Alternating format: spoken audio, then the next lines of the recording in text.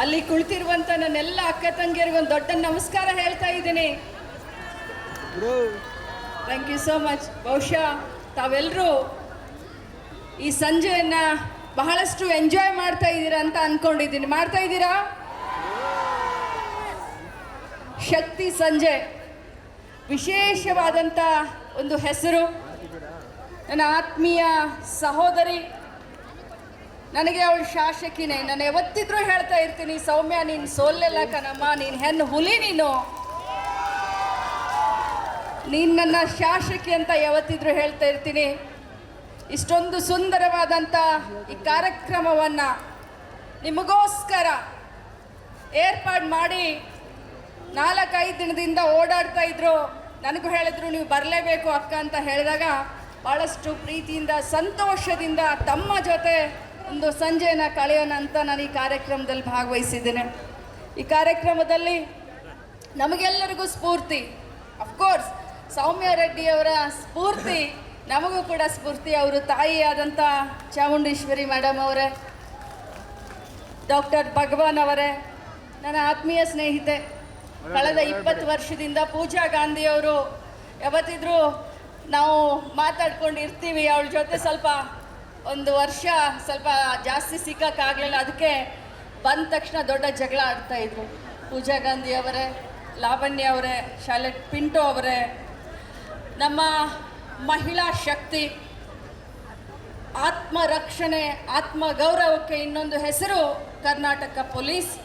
ಕರ್ನಾಟಕ ಪೊಲೀಸ್ನಲ್ಲಿ ಈ ಭಾಗದ DCP ಆದಂಥ ಸಹೋದರಿ ಸಾರಾ ಫಾತಿಮಾ ಅವರೇ, ಮತ್ತು ಎಲ್ಲದಕ್ಕಿಂತ ಜಾಸ್ತಿ ಒಬ್ಬ ರಾಜಕಾರಣಿಯಾಗಿ ನಾನು ಇವತ್ತು ಭಾಷಣ ಮಾಡಲ್ಲ, ಒಬ್ಬ ಮಹಿಳೆಯಾಗಿ ನಿಮ್ಮ ಜೊತೆ ನನ್ನ ಮನಸ್ಸಿನ ಮಾತನ್ನು ಹಂಚ್ಕೊಳ್ಳೋಕ್ಕೆ ಬಂದಿದ್ದೀನಿ. ಭಾಳಷ್ಟು ನನ್ನ ಮಾಧ್ಯಮದ ಸಹೋದರರಿದ್ದಾರೆ. ಭಾಳಷ್ಟು ಜನ ಈ ಕಾರ್ಯಕ್ರಮವನ್ನು ಯಶಸ್ವಿಗೊಳಿಸಲಿಕ್ಕೆ ಭಾಳಷ್ಟು ಜನ ಕೈ ಜೋಡಿಸಿದ್ದಾರೆ. ಬಂಧುಗಳೇ, ನಾನು ಗಾಡಿಯಲ್ಲಿ ಬರಬೇಕಾದ್ರೆ ಸೌಮ್ಯನ ಕೇಳಿದೆ, ಸೌಮ್ಯ ಏನು ಮಾತಾಡಲಿ ಅಮ್ಮ ಅಂತ ಕೇಳಿದಾಗ, ಮೇಡಮ್ ಮಹಿಳೆಯರಿಗೆ ಬೇಕಾಗಿರೋದು ಆರೋಗ್ಯ, ರಕ್ಷಣೆ ಮತ್ತು ಸಬಲೀಕರಣ, ಈ ಮೂರನ್ನು ಒಳಗೊಂಡಂಥ ಒಂದು ಕಾರ್ಯಕ್ರಮವನ್ನು ಮಾಡ್ತೀನಿ ಅಂದಾಗ ನಾನು ಹೇಳಿದೆ, ಸೌಮ್ಯ ವಂಡರ್ಫುಲ್, ನಾನು ಇದನ್ನು ಕಾಪಿ ಮಾಡ್ತೀನಿ, ನನ್ನ ಕ್ಷೇತ್ರದಲ್ಲಿ ಕಾರ್ಯಕ್ರಮ ಮಾಡ್ತೀನಿ ಅಂತ ಹೇಳಿ. ಯಾಕೆ ಅಂತಂದರೆ ನಾವು ಮಹಿಳೆಯರು ಭಾಳಷ್ಟು ಸ್ವಾಭಿಮಾನಿಗಳು. ಮಹಿಳೆಯರು ಹುಟ್ಟಿದಾಗಿಂದ ಸಾಯೋವರೆಗೂ ಕರುಣಾಮಯಿಗಳಂತ ನಮ್ಮನ್ನು ಕರೆದು ಬಿಟ್ಟಿದ್ದಾರೆ, ಕ್ಷಮೆಯ ಧರಿತ್ರಿ ಅಂತ ಕರೆದು ಬಿಟ್ಟಿದ್ದಾರೆ.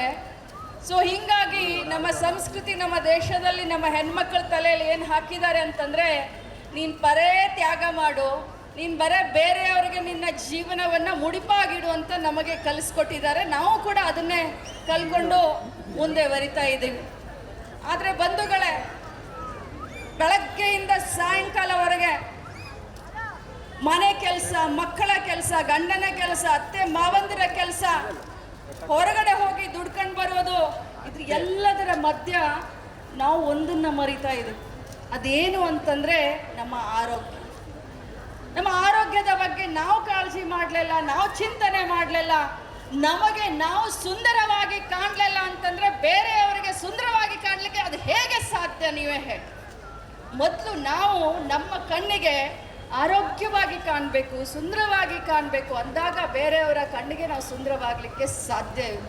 ಅದಕ್ಕೋಸ್ಕರ ಈ ಸಂಜೆ ನಾನು ನಿಮ್ಮೆಲ್ಲರಿಗೂ ಹೇಳಲಿಕ್ಕೆ ಬಯಸ್ತೇನೆ, ನೀವೆಲ್ಲರ ಕಾಳಜಿಯನ್ನು ತೆಗೆದುಕೊಳ್ಳಿ, ಎಲ್ಲರನ್ನ ಗೌರವಿಸಿ, ಮಕ್ಕಳ ವಿದ್ಯಾಭ್ಯಾಸದ ಕಡೆ, ಅತ್ತೆ ಮಾವನ ಆರೋಗ್ಯದ ಕಡೆ, ಗಂಡನ ಆಗು ಹೋಗುಗಳ ಕಡೆ ನೀವು ಲಕ್ಷ್ಯವನ್ನು ಕೊಟ್ಟುವುದರ ಜೊತೆಯಲ್ಲಿ ನಿಮ್ಮ ಆರೋಗ್ಯದ ಕಡೆ ಗಮನವನ್ನು ಸ್ವಲ್ಪ ಕೊಡಲಿಕ್ಕೆ ಕಲೀರಿ ಅಂತ ಈ ಸಂಜೆ ಒಬ್ಬ ಗೆಳತಿಯಾಗಿ ತಮಗೆಲ್ಲರಿಗೂ ಹೇಳಲಿಕ್ಕೆ ಬಯಸ್ತೇನೆ.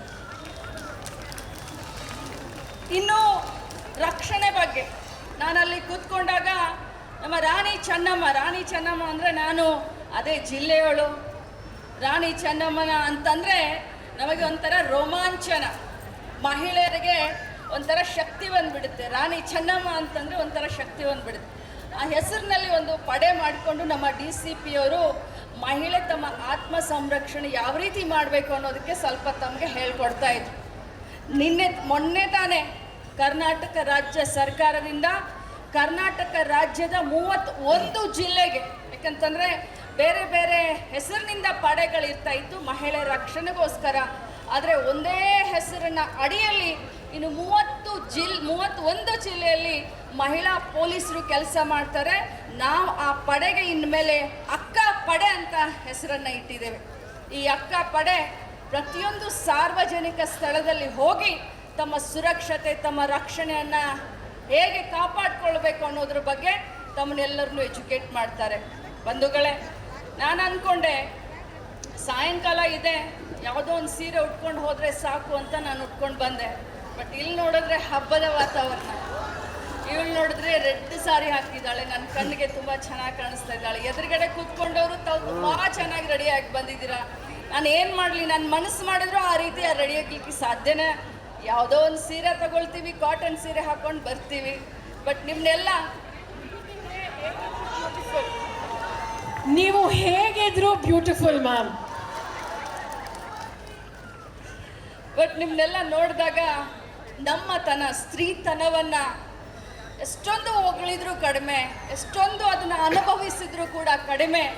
ಅದಕ್ಕೆ ಹೇಳ್ತಾರೆ ದೊಡ್ಡವರು, ಒಬ್ಬ ಹೆಣ್ಣು ಅಂತಂದರೆ ಆ ಮನೆ ಸಮೃದ್ಧಿ ಹೊಂದುತ್ತೆ, ಆ ಮನೆ ಬೆಳಿಬೇಕು ಅಂತಂದರೆ, ಆ ಮನೆ ಆ ಸಂಸ್ಕಾರ ಉಳಿಬೇಕು ಅಂತಂದರೆ ಆ ಹೆಣ್ಣಿನಿಂದ ಅಷ್ಟೇ ಸಾಧ್ಯ.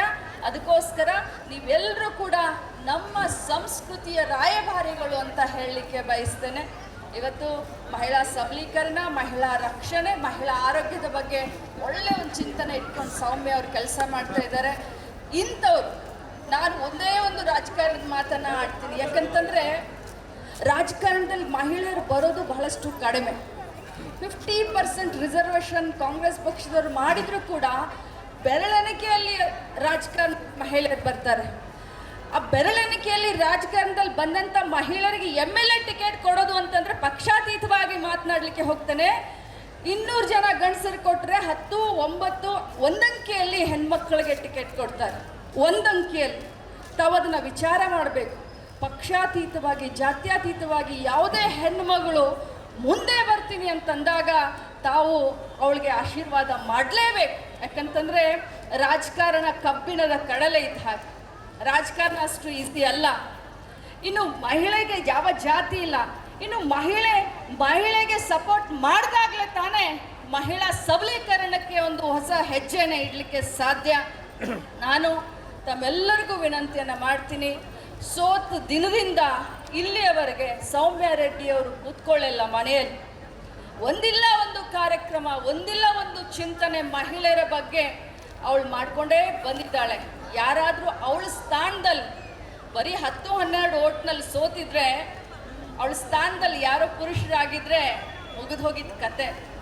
ಆದರೆ ಅವಳು ಧೈರ್ಯವಂತೆ, ಸಾಧಿಸುವಂಥ ಛಲ ಇಟ್ಕೊಂಡು ಸಾಧನೆ ಮಾಡಲೇಬೇಕು. ಅದು ಸೋಲ್ ಅಲ್ಲ ನಂದು. ಆದರೆ ಅಚಾನಕ್ ಆಗಿರುವಂಥದ್ದು ಅದು ಸೋಲ್ ಅಲ್ಲ. ಆದರೂ ಕೂಡ ಪ್ರಜಾಪ್ರಭುತ್ವದಲ್ಲಿ ಈ ಮತದಾನದಲ್ಲಿ 1 ಓಟ್ನಿಂದ ಸೋತರೂ ಕೂಡ ಅದು ಸೋಲೆ ಅಂತ ಅದನ್ನು ಸ್ವೀಕಾರ ಮಾಡಿಕೊಂಡು ಚಾಲೆಂಜಿಂಗ್ ಆಗಿ ತೆಗೆದುಕೊಂಡು ಪ್ರತಿ ದಿನ ಜನರ ಮಧ್ಯದಲ್ಲಿ ಕೆಲಸ ಮಾಡುವಂಥ ಒಬ್ಬ ಒಳ್ಳೆ ನಾಯಕಿಯನ್ನು ತಾವು ಬೆಳೆಸಬೇಕು, ಉಳಿಸ್ಬೇಕು, ಪೋಷಿಸಬೇಕು ಅಂತ ತಮಗೆ ವಿನಂತಿಯನ್ನು ಮಾಡಿಕೊಂಡು ತಾವೆಲ್ಲರೂ ಕೂಡ ಇಲ್ಲಿ ಬಂದಿದ್ದೀರಾ, ಈ ಕಾರ್ಯಕ್ರಮವನ್ನು ಯಶಸ್ವಿಗೊಳಿಸಿದ್ದೀರಾ. ನಿಮ್ಮನ್ನೆಲ್ಲರನ್ನೂ ಭೇಟಿಯಾಗಲಿಕ್ಕೆ ಒಂದು ಅವಕಾಶವನ್ನು ಸೌಮ್ಯ ರೆಡ್ಡಿಯವರು ನನಗೆ ಕೊಟ್ಟಿದ್ದಕ್ಕೆ ವಿಶೇಷವಾಗಿ ಅವ್ರಿಗೂ ಕೂಡ ಒಬ್ಬ ಅಕ್ಕ ಧನ್ಯವಾದವನ್ನು ಹೇಳ್ತೀನಿ. ನನ್ನ ತಂಗಿಯ ಭವಿಷ್ಯ ಉಜ್ವಲವಾಗಿರಲಿ ಅಂತ ಹಾರೈಸಿ, ಒಂದು ದಿನ ನಾನು ಇದ್ದಂಥ ಸ್ಥಳದಲ್ಲಿ ನನ್ನ ತಂಗಿ ಸೌಮ್ಯ ರೆಡ್ಡಿ ಕೆಲಸ ಮಾಡಲಿ ಅಂತ ಇದೇ ಸಂದರ್ಭದಲ್ಲಿ ಹಾರೈಸಿ ನನ್ನ 2 ಮಾತಿಗೆ ವಿರಾಮ ಹೇಳ್ತೀನಿ. ನಮಸ್ಕಾರ.